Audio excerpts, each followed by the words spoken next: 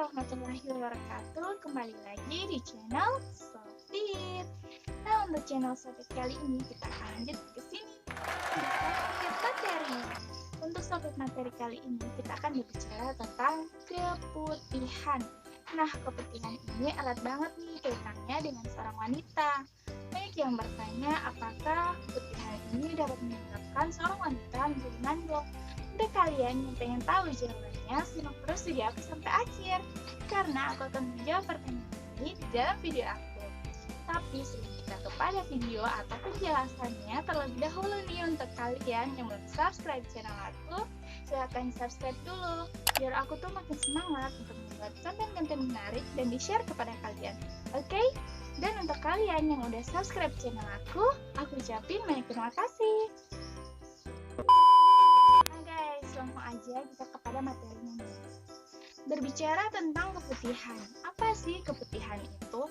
Keputihan adalah suatu kondisi di mana produksi cairan di dalam mixi kalian itu terjadi secara berlebihan, di luar dari produksi darah ya guys, atau di dalam dunia medis itu dikenal dengan flour albus. Nah, di sini kita harus tahu nih, keputihan itu memiliki dua jenis. Yang pertama adalah keputihan yang normal atau dikenal dengan keputihan fisiologis, dan yang kedua itu ada keputihan abnormal atau tidak normal yang dikenal dengan keputihan patologis. Di sini yang pertama kita akan membahas tentang keputihan fisiologis atau keputihan normal nih guys. Keputihan normal atau keputihan fisiologis memiliki ciri-ciri, di antaranya dia tuh nggak berwarna. Jadi keputihan yang normal ini dia tuh berwarna bening atau nggak berwarna ya guys. Di sini dia nggak memiliki warna putih, warna hitam, hijau, merah, kuning, ungu ataupun warna-warna lainnya. Jadi dia itu nggak berwarna atau bening. Terus yang kedua, dia tuh nggak berbau. Nah, dia tuh nggak akan mengeluarkan atau menimbulkan bau yang tengik, bau busuk, atau bau asam, atau bau-bau yang lainnya itu nggak ada ya guys. Pokoknya bau yang nggak sedap itu nggak akan timbul pada keputihan yang normal. Terus yang ketiga, itu keputihan yang normal, dia akan keluar dalam jumlah yang wajar, jadi dia nggak akan berlebihan. Nah guys, untuk keputihan yang normal ini sejak kapan sih dia keluar? Pada saat apa? Pada saat kita mengalami apa? Nah, keputihan normal ini dia akan keluar di antaranya pada saat kalian akan menjelang menstruasi atau di akhir menstruasi nih, setelah kalian menstruasi gitu guys. Jadi di awal menstruasi atau di akhir menstruasi biasanya keputihan normal itu akan keluar guys, atau ini berkaitan dengan hormon seksual kewanitaan kalian. Karena pada saat kalian haid itu berkaitan dengan hormon yang ada di dalam tubuh kalian, jadi itu dapat memicu munculnya keputihan. Terus yang kedua, keputihan normal ini bisa saja muncul pada saat kalian mengkonsumsi obat. Nah, obat apa? Di antaranya adalah antibiotik dan obat-obat yang mengandung steroid. Selanjutnya, dia juga bisa muncul ketika kalian dalam masa kehamilan. Nah, untuk ibu-ibu hamil di luar sana, itu bisa mengalami keputihan yang normal. Selain itu, keputihan normal juga bisa muncul pada saat adanya rangsangan seksual. Nah, lagi-lagi ini berkaitan dengan hormon seks kewanitaan kalian. Karena hormon seks kewanitaan kalian bisa memicu keluarnya si keputihan normal ini, di mana si keputihan ini berfungsi sebagai pelumas di mixi kamu agar si mix tepi dan mixi kamu itu tidak terjadi gesekan pada saat normalnya. Untuk kalian yang udah menikah, pada saat kalian melakukan hubungan suami istri ini, jadi si keputihan ini berfungsi sebagai pelumas di daerah mixi kalian. Nah, selanjutnya yaitu pada saat kalian mengkonsumsi pil KB atau menggunakan AKDR atau alat kontrasepsi dalam rahim. Nah, di sini alat ini berfungsi untuk mencegah si sel sperma dan sel ovum untuk bertemu nih guys. Nah, di sini prosesnya itu di kalian akan terjadi proses penularan sekret, sehingga sel sperma dan sel ovum tidak akan terjadi proses pembuahan. Nah, ini juga bisa memicu nih guys, timbulnya si keputihan yang normal. Oke guys, di sini aku kan udah jelasin tuh tentang keputihan yang normal. Selanjutnya aku akan menjelaskan tentang keputihan yang abnormal atau enggak normal yang dikenal dengan keputihan patologis. Nah, keputihan patologis ini terkadang terjadi karena penyakit tertentu, di mana ciri-cirinya itu memiliki warna yang beragam atau bervariasi. Nah, dia juga memiliki bau yang enggak sedap nih guys, bau busuk kayak gitu. Nah, selanjutnya dia juga akan keluar dalam jumlah yang banyak atau enggak normal. Untuk keputihan yang abnormal ini, kalian biasanya akan merasakan gatal di daerah misui kalian, sehingga kalian akan ingin menggaruknya nih. Tapi kalian jangan menggaruknya ya, karena itu akan memperparah atau dapat mengiritasi misui kalian. Nah, di sini untuk keputihan yang abnormal, bisa saja warnanya itu berubah menjadi warna kuning, warna kuning kehijauan, warna putih, warna abu-abu. Itu bisa ada terjadi pada keputihan yang abnormal. Nah, apa aja sih penyebab dari keputihan yang abnormal ini? Itu ada beberapa penyebabnya guys. Di antaranya itu disebabkan oleh jamur. Yang pertama itu disebabkan oleh jamur ya guys. Jadi keputihan yang disebabkan oleh jamur itu memiliki warna putih, di mana itu berbentuk seperti gumpalan keju, yang mana hal ini disebabkan karena area di sekitar kalian itu sering lembab guys, atau kalian jarang mengganti pakaian dalam kalian, celana dalam kalian ya. Itu dapat menyebabkan keputihan yang disebabkan oleh jamur. Nah, jamur yang menyebabkan keputihan di sini itu bernama Candida albicans, atau dalam dunia medis penyakitnya itu disebut dengan Candidiasis vaginalis. Oke guys, selanjutnya yang kedua itu dapat disebabkan oleh parasit. Nah, parasit yang menyebabkan keputihan ini disebut dengan Trichomonas vaginalis. Nah, parasit Trichomonas vaginalis ini dapat menyebabkan keputihan yang berwarna kuning kehijauan guys, di mana baunya itu berbau anyir. Nah, di sini jumlahnya juga lebih banyak ya guys dibandingkan dengan keputihan yang normal. Selain itu dia juga berbiji atau berbusa guys. Nah, di sini penyakitnya itu dalam dunia medis dikenal dengan trichomoniasis. Nah, trichomoniasis ini sebenarnya dapat disebabkan karena penularan penyakit menular seksual nih. Misalnya, kalian sering menggonta-ganti pasangan seksual kalian. Jadi, apa yang biasa kita kenal dengan multi partner seksual. Jadi nih guys, kalian harus setia dengan satu pasangan aja. Nah guys, selanjutnya yang ketiga itu penyebabnya adalah bakteri. Nah, di sini bakteri yang dapat menyebabkan keputihan yang abnormal yaitu Bacterial vaginosis atau biasa dikenal dengan BV. Nah, si BV ini dapat menyebabkan warna keputihan kalian itu menjadi warna keabu-abuan guys. Terus baunya itu amis dan juga menyebabkan area kewantaan kalian itu menjadi gatal dan kalian pasti ingin menggaruk. Tapi sekali lagi jangan garuk ya guys, karena dapat menyebabkan iritasi di daerah kewantaan kalian. Oke? Selanjutnya yaitu penyebabnya adalah gonore atau GO, yang mana ini merupakan hasil dari penularan penyakit seksual. Lagi-lagi nih guys, ini berkaitan dengan penyakit seksual. Nah, di mana ini terjadi lagi karena kalian sering gonta-ganti pasangan. Jadi sekali lagi aku tekankan di sini, kalian tuh harus setia dengan satu pasangan aja, oke?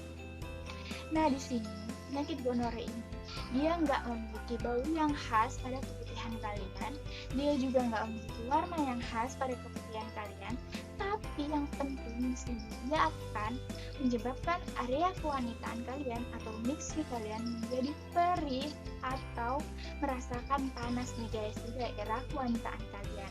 Nah, oke guys, itu adalah beberapa penyebab dari keputihan yang abnormal. Nah, untuk kalian yang bertanya nih, bener nggak sih? Apakah keputihan itu dapat menyebabkan kita menjadi mandul atau menyebabkan orang menjadi nggak subur? Jawabannya adalah benar guys, itu semua adalah benar. Kenapa? Karena kebanyakan wanita yang mengalami keputihan abnormal itu bisa menjadi sesuatu yang lebih besar guys, atau menyebabkan penyakit yang lebih besar sehingga kalian menjadi mandul atau nggak subur lagi nih. Kenapa? Karena penyakit-penyakit yang di daerah misfi kalian tadi atau yang disebabkan oleh bakteri, jamur, parasit, atau gonorrea tadi itu bisa saja naik ke atas sampai ke rahim kalian dan menyebabkan gangguan di daerah rahim kalian. Penyebab yang paling utamanya itu atau yang paling sering itu karena adanya chlamydia termomenis, adanya gonorrea, dan juga adanya gangguan dari bakteri aerob ataupun anaerob, di mana bakteri aerob ini adalah bakteri yang membutuhkan oksigen. Nah, untuk bakteri anaerob sendiri dia adalah bakteri yang tidak membutuhkan oksigen guys. Jadi itu suka di tempat-tempat yang lembab, yang pengap. Jadi itu adalah habitat dari bakteri anaerob guys. Jadi kemandulan ini bisa saja terjadi karena keputihan, awalnya dari keputihan. Nah guys, dimana itu akan terjadi yang namanya interaksi ascendant. Nah, si penyakit-penyakit yang dari mixi kalian tadi itu akan naik ke atas mendekati rahim kalian, yang mana dia akan masuk ke leher rahim, naik lagi ke endometrium, naik lagi akan sampai ke otot rahim, sampai ke ovarium, ke tuba fallopi, dan akhirnya dia akan menyebar ke rahim kalian dan menyebabkan penyakit di rahim kalian guys, sehingga penyakit ini menyebar hingga ke pelvik atau panggul. Nah guys, di sini dalam dunia medis itu dikenal dengan penyakit radang panggul nih guys. Nah, penyakit radang panggul ini apa? Penyakit radang panggul ini adalah terjadinya suatu perlengketan akibat dari inflamasi atau reaksi peradangan nih guys. Peradangan karena apa? Peradangan karena infeksi tadi yang dari serviks kalian, yang dari mixi kalian. Nah, itu dari mixi kalian kan akan naik-naik ke atas sampai di serviks, sampai ke panggul, sampai ke rahim. Nah, itu menyebabkan guys, bisa saja di radang panggul tadi. Nah, menyebabkan perlengketan tadi. Nah, ketika perlengketan ini terjadi nih guys, itu akan mengganggu proses bertemunya si sperma dan si sel ovum, sehingga guys lagi-lagi dia akan menyebabkan tidak terjadinya pembuahan. Perlengketan tadi itu akan menghalangi si sperma menuju si ovum. Nah, sehingga tidaklah terjadi pembuahan karena dihambat oleh perlengketan tadi atau penyakit radang panggul tadi. Nah guys, kita juga harus tahu nih apa aja sih ciri-ciri organ reproduksi kita mengalami infeksi. Nah, di antaranya itu kita akan mengalami sakit perut di bagian bawah. Jadi kita akan mengalami sakit perut di bagian bawah. Selain itu dia daerahnya kita yaitu sering keluar darah di luar dari fase menstruasi kita. Yang ketiga, ketika buang air kecil kita akan merasakan perih atau nyeri atau panas di daerah mixi kita. Selanjutnya keempat, kita mengalami keputihan yang berlebih, dan bahkan untuk yang lebih parahnya itu dapat menyebabkan kita menjadi demam.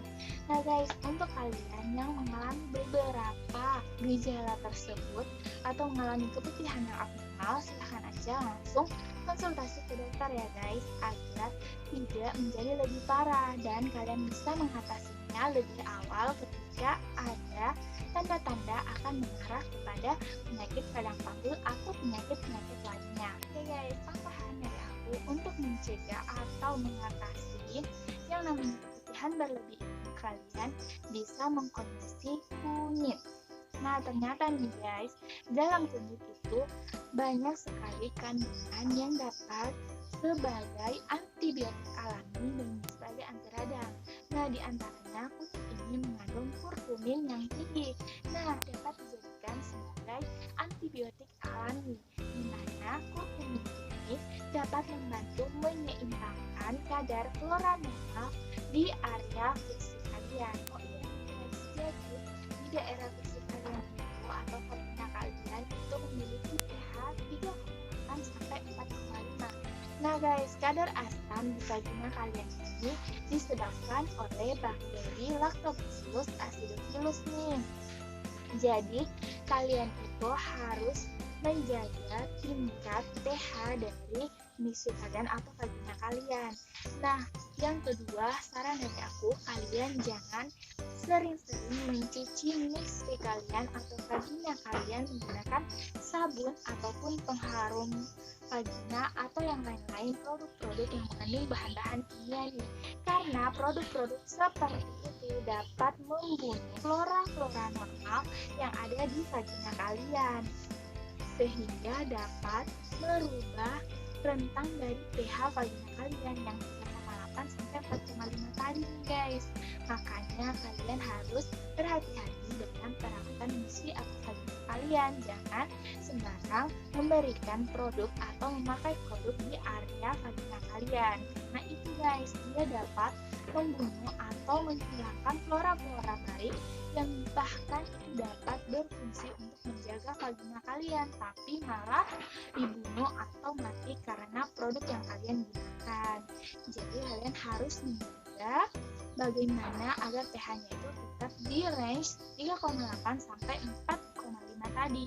Dan jangan lupa kalian harus sering-sering mengganti pakaian dalam atau celana dalam kalian sehingga di daerah musim kalian itu nggak lembab guys, karena kelembaban itu bisa menyebabkan pertumbuhan dari si jamur ataupun parasit atau bakteri-bakteri anaerob dan aerob lainnya. Nah guys, itu dia penjelasan tentang keputihan nih. Semoga pertanyaan-pertanyaan kalian bisa terjawab ya. Dan apa yang aku sampaikan tadi bisa bermanfaat untuk kalian semua. Nah, untuk kalian yang pengen bertanya atau pengen request aku mau buat video apa lagi, silahkan langsung tulis aja di kolom komentar ya. Karena aku akan buat atau menjawab pertanyaan yang kalian tanyakan di kolom komentar. Terima kasih udah menyaksikan video ini sampai akhir. Semoga ini semua bisa bermanfaat untuk kalian. See you next time. Wassalamualaikum warahmatullahi wabarakatuh.